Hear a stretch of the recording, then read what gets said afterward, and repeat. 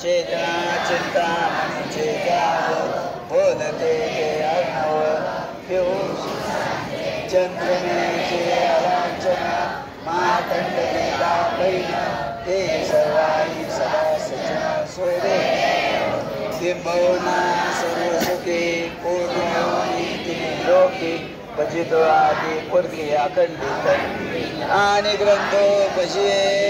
विशेषी लोके दुष्टा दुष्ट विजय होवा